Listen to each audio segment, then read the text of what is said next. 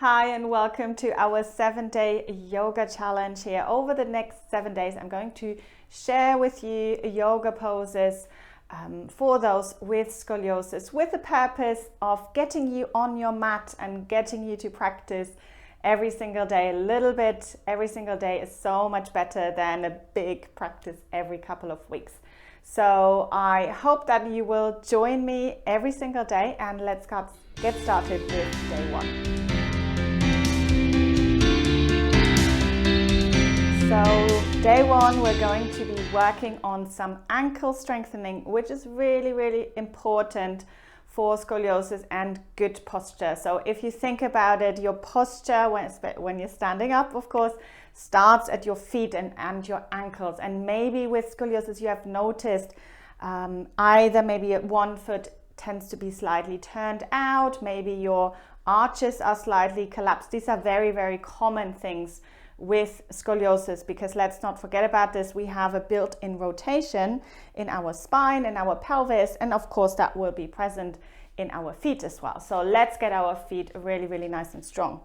So first of all, we're going to start in a mountain pose with our feet hip distance apart.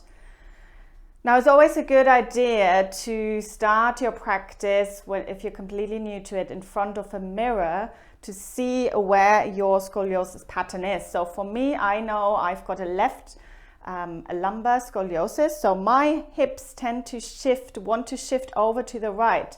So I've got to work on bringing the hips back to center.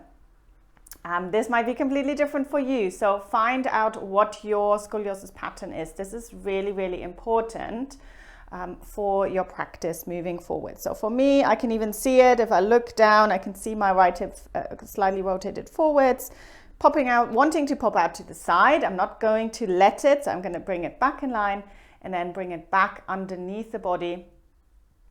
And then I like to bring the hands onto the top of the hips to lengthen out of the waist.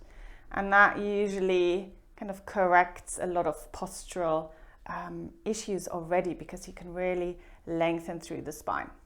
Good. You want your shoulders to be soft and relaxed, so we're not wanting to stand here like a soldier and not be able to breathe. So it's really important that you can still relax or get a sense of ease in this posture.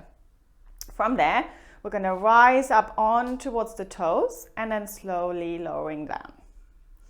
So we're going to keep going with this and see if you can really focus on making this a smooth and very stable movement. And once you've done that a few times, maybe you want to bring in your arms, which is a lot harder, but let's focus on the legs for now. Good. So making it really, really nice and stable. Again, I'm going to test out what happens if I lift my arms. It's a lot harder, especially if you're trying to do this really nice and smooth. Good. Kind of lost count, but we want to do about 10 to 15 of those. Let's do a few more. If you can bring in your breath, inhale, lifting up, exhale to release. That can be really nice as well. Good. And then let's release. Give the legs a little shake.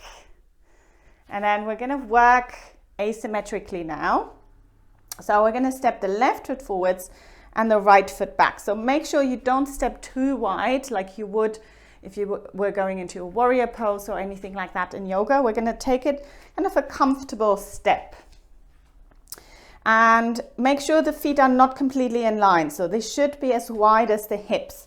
And then we're going to make sure that the hips are facing forwards.